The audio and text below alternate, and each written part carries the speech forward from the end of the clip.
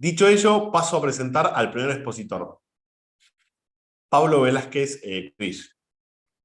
Pablo es abogado corporativo en Paraguay, es máster en Derecho de la Empresa por la Universidad Autónoma de Barcelona, máster en Dirección de Negocios por la Universidad Luis Guido Carli de Roma, es socio fundador de la firma Corlo Business and Law y también es socio fundador del IDE, Instituto de Derecho y Empresa en Paraguay. Recientemente Pablo publicó su libro Derecho y Gobierno Corporativo, entre otras publicaciones, y el título de su exposición será Protección de accionistas minoritarios, una visión general. Bueno, Pablo, te escuchamos. Buenas tardes, Alejandro. Muchas gracias por la presentación. En primer lugar, agradecer al CES LATAM y a la Universidad Austral por la invitación, por esta oportunidad para ser parte de este prestigioso panel, tercer panel de la segunda conferencia latinoamericana de Derecho Societario.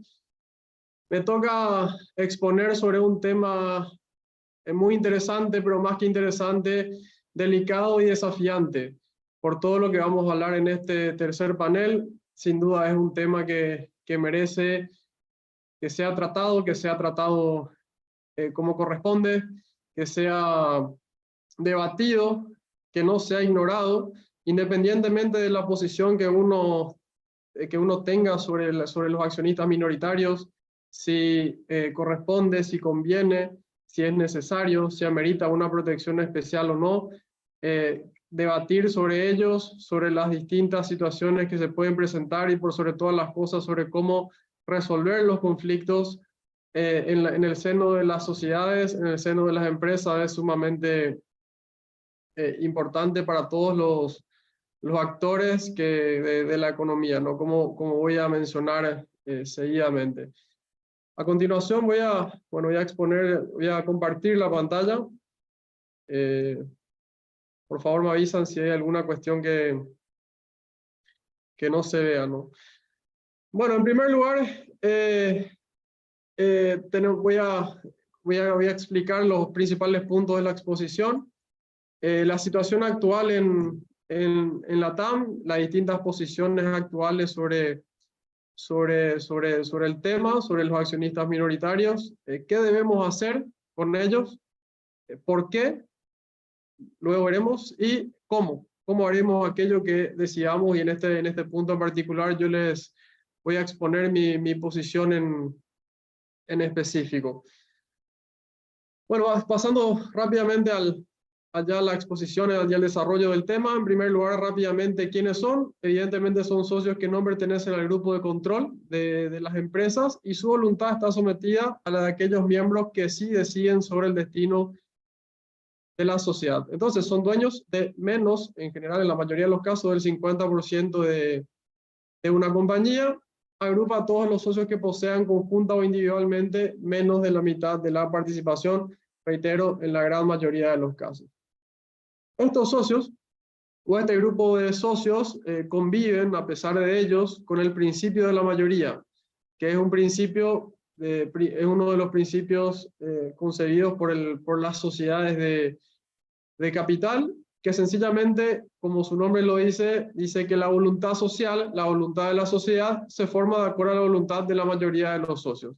Y que esta voluntad de la mayoría de los socios refleja la voluntad de la sociedad. Esta mayoría, por supuesto, no se define por la cantidad de socios, por la cantidad de personas, sino por la cantidad de participaciones o cantidad de votos que representen estas personas o las acciones cuyos titulares son estas personas, ¿no? Bueno, yendo a la cuestión principal, la situación actual en Latinoamérica, y me animo a decir que en todo el mundo prácticamente, es que tienen escasa protección en sus derechos y el ejercicio de sus escasos derechos que tienen es, la mayoría de las veces, complejo llevar a la práctica, complejo de aplicarlos.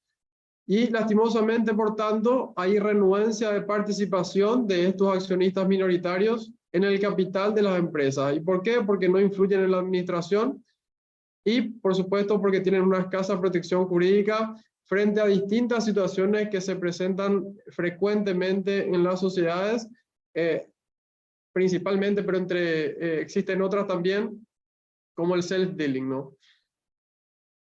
Y hay dos posiciones que se tienen respecto a los accionistas minoritarios. Ya vamos a ver en dónde se sitúa cada uno, pero es una realidad de que estas dos son las que la mayoría de las personas se sitúan en una de estas. La primera dice que los accionistas minoritarios no deben ser sujetos de especial protección, ya que, por un lado, sus participaciones, los derechos que tienen, son proporcionales al aporte que realizan. Y por tanto, estos derechos que reciben son conocidos ya antes de asociarse a la sociedad. Entonces, lo que ellos van a recibir, lo que ellos van a poder hacer y lo que no van a poder hacer, ellos ya lo conocen y ya lo aceptan antes de ingresar, antes de ser parte o antes de invertir en una empresa. Esta es una posición, y la otra es que, como todos los demás, gozan de los mismos derechos independientemente de que sean propietarios de un porcentaje ínfimo de participaciones. Sus derechos no pueden verse socavados por el solo hecho de ser minoritarios. Y tampoco los mayoritarios tienen el derecho de abusar de estos, de maltratarlos, de no respetar los derechos de estos, por el simple hecho de ser accionistas mayoritarios. Y el derecho de voto, por supuesto, no puede ser un instrumento para provocar daños, ni para perjudicar o limitar las atribuciones, los derechos, las prerrogativas de un accionista. Entonces, todos los derechos, sean propios de un accionista mayoritario o minoritario, deben ser respetados en una sociedad. Esta es la segunda posición, y bueno, cada uno internamente puede evaluar en cuál uno se siente más identificado, ¿no? Yo enseguida, por supuesto, voy a dar la mía y a exponer los motivos. Entonces, ante estas dos situaciones, tenemos que hacernos la pregunta de qué debemos hacer. Si debemos protegerlos, si podemos dejarlos a la deriva, o sencillamente ignorarlos. Por supuesto que si uno se sitúa en la primera posición, en la posición número 1, probablemente sea ignorarlos, pero si se sitúa en la segunda posición, lógicamente la decisión sería protegerlos, ¿no? Yo, por supuesto, como dice en el encabezado, me sitúo en la segunda posición, que es la de protegerlos, a pesar de que son accionistas minoritarios y a pesar de que conocían esta situación antes de ingresar a la sociedad o antes de invertir. Todos los accionistas minoritarios merecen protección, merecen que sus derechos sean respetados por los accionistas mayoritarios, por los directores y por todos los distintos órganos que componen una sociedad. ¿Y por qué debemos protegerlos? Debemos protegerlos en primer lugar porque son actores de la economía, como voy a explicar cada uno seguidamente, porque hacen a la empresa más rentable, porque protegiéndolos se evitan conflictos y porque ayudan a la sostenibilidad de la empresa. Son actores de la economía porque, con la participación activa de los inversores en distintas empresas, la economía se fortalece y se permite, por tanto, su crecimiento sostenido. El crecimiento de la economía de cualquier país puede fortalecerse y crecer sencillamente respetando los derechos de los inversores, sean, como dije, minoritarios o mayoritarios. En este caso, evidentemente, son los derechos de los minoritarios los que normalmente no son respetados o son ignorados, ¿no?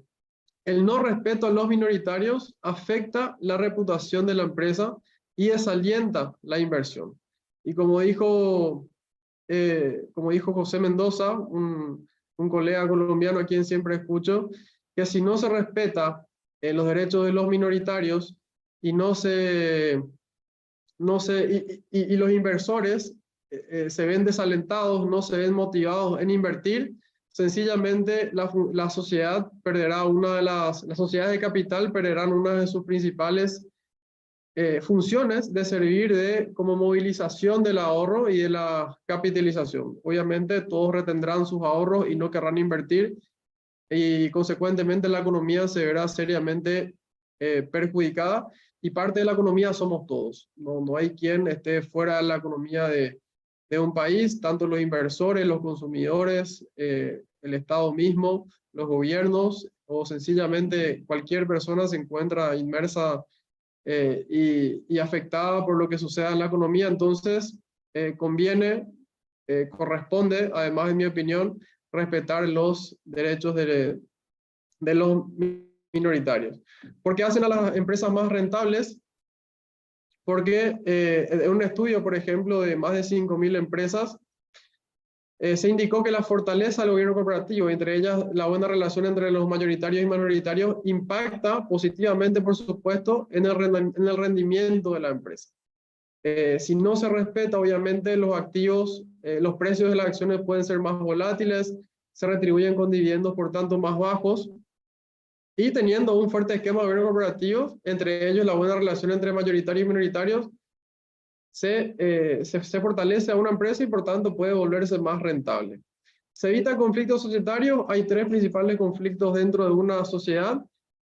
Uno de ellos son los conflictos entre accionistas minoritarios y mayoritarios, y a nadie, por supuesto, le conviene que existan conflictos entre los accionistas minoritarios y mayoritarios. Pensemos en que un minoritario vaya e interponga una acción judicial, pida como medida cautelar la paralización de alguna decisión o de la marcha de una sociedad y que tenga razón o no, el órgano jurisdiccional le haga lugar a esta medida cautelar, puede por supuesto afectar muy seriamente a una empresa. Entonces, para evitar este tipo de conflictos y situaciones, por supuesto es conveniente evitar los conflictos entre los mayoritarios y los minoritarios. El Instituto Brasileño es un ejemplo de gobierno corporativo. Una vez organizó un foro de discusión, se participaron distintos juntas directivas de empresas, accionistas, consultores, académicos, etc. Se entregó un cuestionario en donde con 10 tipos de conflictos a cada uno. Cada uno participó en los 3 principales conflictos y los resultados fueron transacciones relacionadas con las partes, en conflicto de interés, por supuesto, decisiones de inversiones y derechos de los accionistas minoritarios estaba entre ellos. Por tanto, por supuesto, se evitan los conflictos, evitando estas situaciones de abuso por parte de los mayoritarios. Y finalmente, por la sostenibilidad de la empresa, dice que la buena gobernanza empresarial es la mejor manera de garantizar la sostenibilidad en una empresa. Por tanto, todos cuando constituimos una empresa, deseamos la sostenibilidad. Entonces, una de las herramientas es el respeto a los minoritarios. Cuando hay abuso, cuando una decisión no es razonable o no responde a una necesidad razonable, cuando no sea justificable y cuando se provoca un perjuicio injustificado a los socios minoritarios. Por supuesto, toda decisión responde a una necesidad, puede tener una ventaja para la mayoría, puede significar una ventaja o puede provocar un perjuicio, pero lo que se castiga es que esto que no sea razonable o que no sea justificado. ¿Cómo protegemos a los minoritarios? Rápidamente, que se me acaba el tiempo.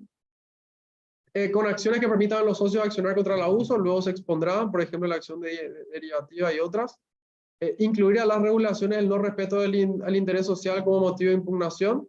Y los próximos 3 son principalmente tarea nuestra, tarea de los abogados, que son acuerdos de socios con cláusulas que prevean situaciones clásicas de conflicto, establecimiento de mayorías especiales distintas y determinación de situaciones específicas que generan una obligación de compra del paquete del minoritario.